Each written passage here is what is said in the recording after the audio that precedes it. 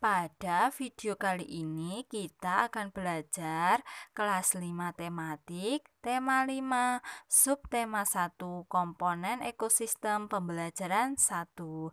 Sebelum kita belajar, marilah kita berdoa sesuai dengan agama dan kepercayaannya masing-masing ya. Hari ini kita akan belajar 1. Menyebutkan pokok pikiran pada teks non-fiksi yang disajikan. 2. Membuat tulisan tentang jenis makanan hewan. 3. Menjabarkan jenis makanan hewan. Perbedaan apa saja yang dapat kamu jelaskan dari kedua gambar ini? Perbedaannya yaitu gambar 1 memiliki struktur alam yang dipenuhi tebing dan jurang. Tidak terdapat tumbuhan sedikit pun. Terlihat gersang, tidak terdapat hewan, dan tidak ada interaksi antara unsur biotik dan abiotik. Gambar 2 memiliki struktur alam berupa dataran rendah.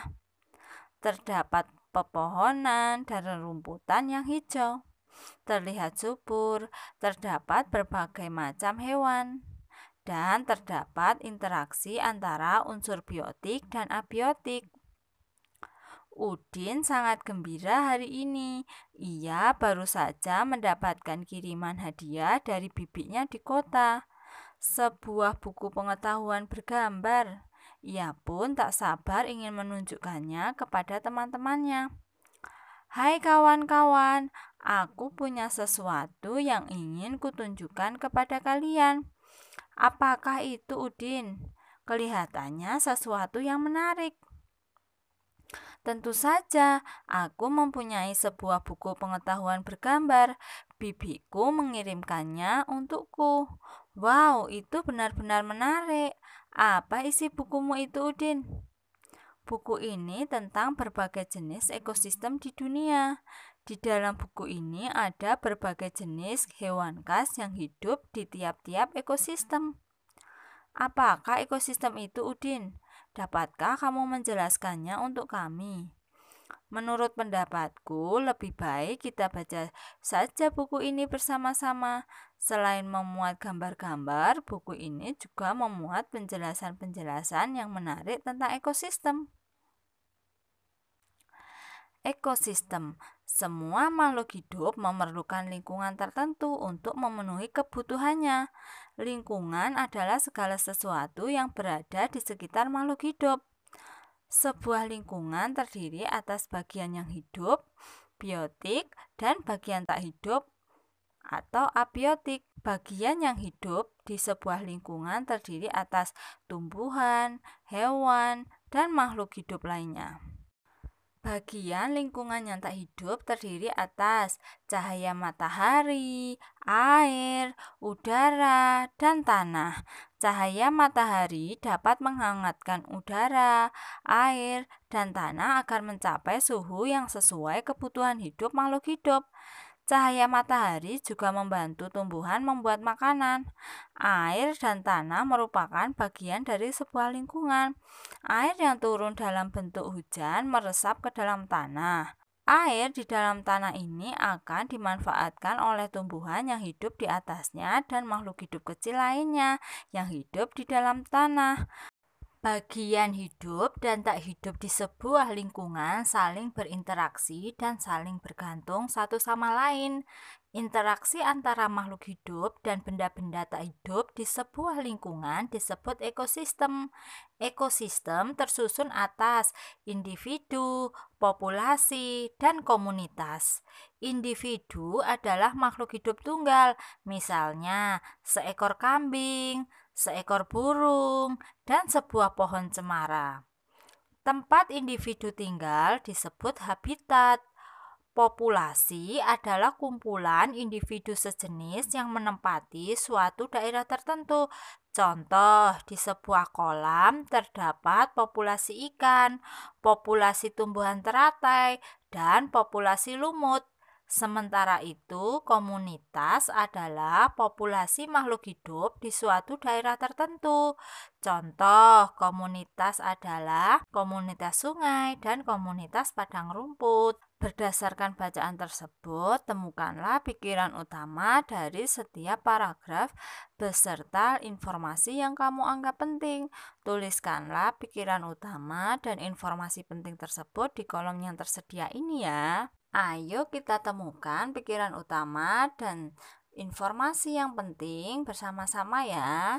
Nah, paragraf 1, pikiran utamanya yaitu lingkungan adalah segala sesuatu yang berada di sekitar makhluk hidup. Informasi pentingnya, sebuah lingkungan terdiri atas bagian yang hidup. Ayo kita temukan bersama-sama ya. 1. Paragraf pertama, pikiran utamanya yaitu lingkungan adalah segala sesuatu yang berada di sekitar makhluk hidup. Informasi pentingnya yaitu sebuah lingkungan terdiri atas bagian yang hidup, biotik, dan bagian tak hidup atau abiotik. Paragraf 2.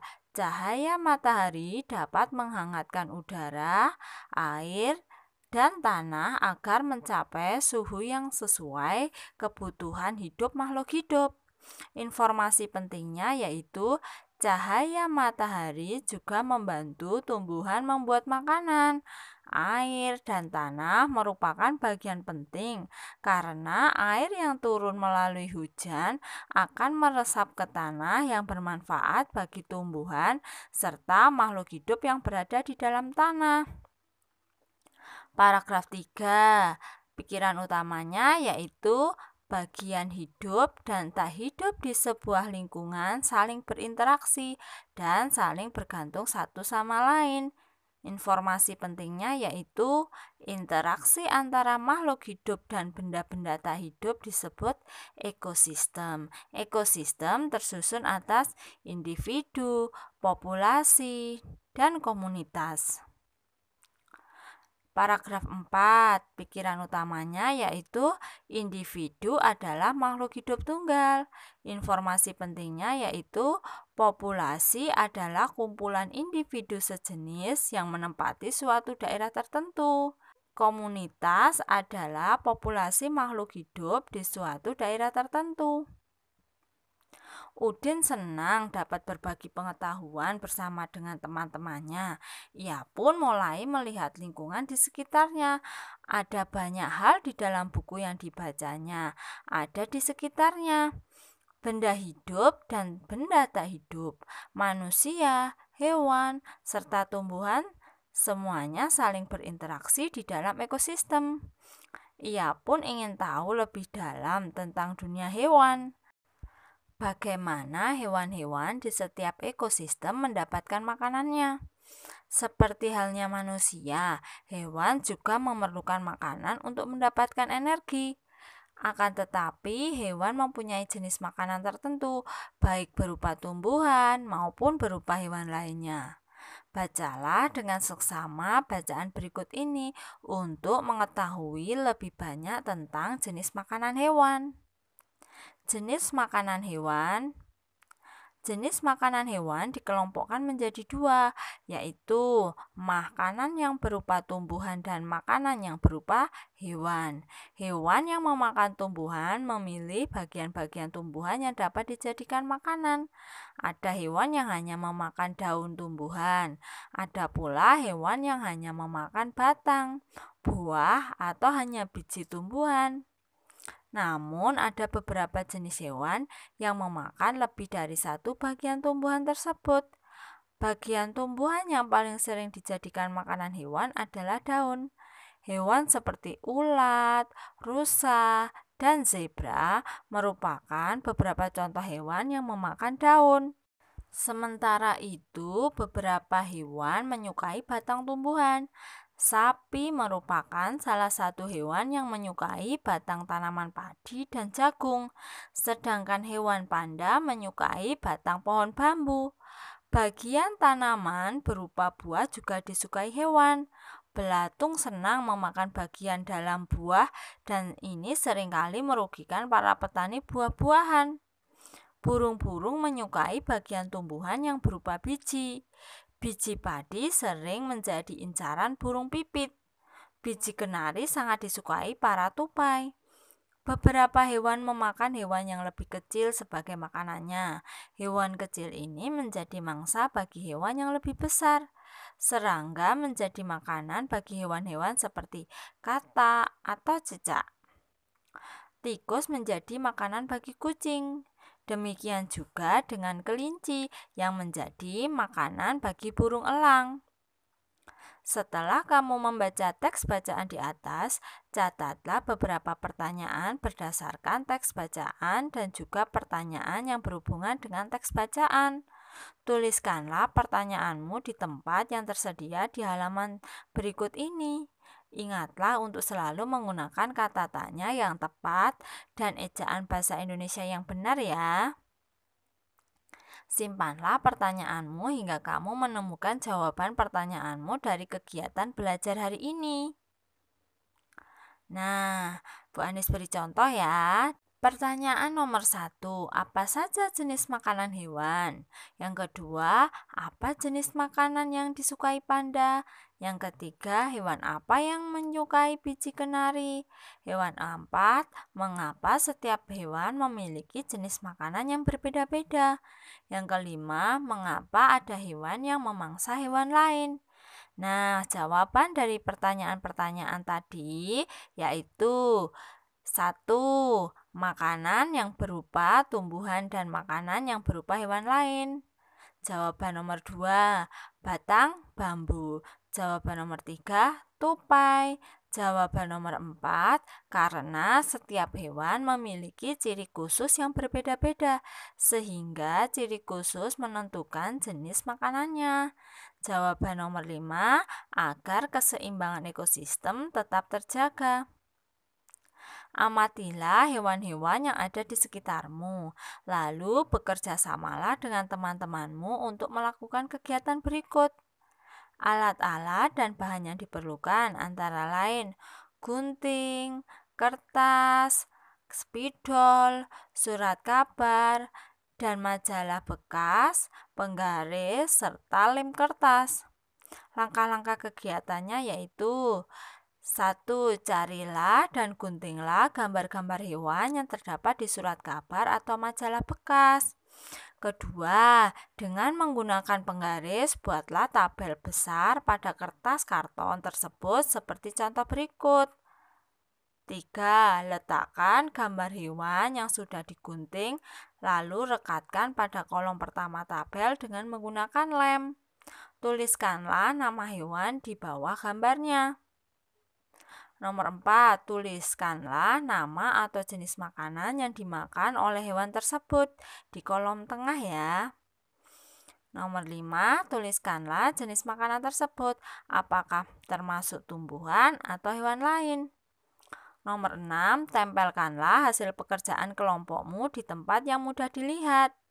Nomor 7, lakukanlah gareli walk atau melihat hasil kerja kelompok bersama dengan kelompok-kelompok lain untuk melihat dan saling belajar. Nomor 8, kembalilah ke kelompokmu lalu tuliskanlah kesimpulanmu tentang hewan dan jenis makanannya pada kotak di bawah ini ya. Kesimpulannya yaitu makanan setiap hewan berbeda-beda karena setiap hewan memiliki ciri khusus yang berbeda. Nah, sekarang ayo kita menulis. Kesimpulan apakah yang kamu dapat dari kegiatan di atas? Tahukah kamu mengapa hewan memiliki jenis makanan yang berbeda-beda? Setiap hewan memiliki ciri khas yang juga mempengaruhi jenis makanan yang dimakannya. Bacaan di atas merupakan bentuk teks non-fiksi. Teks non-fiksi adalah teks yang berisikan hasil pengamatan, data-data, dan fakta serta bukan merupakan hasil imajinasi kita. Nah, di sini Bu Anis berikan contoh untuk hewan kambing dan musang ya.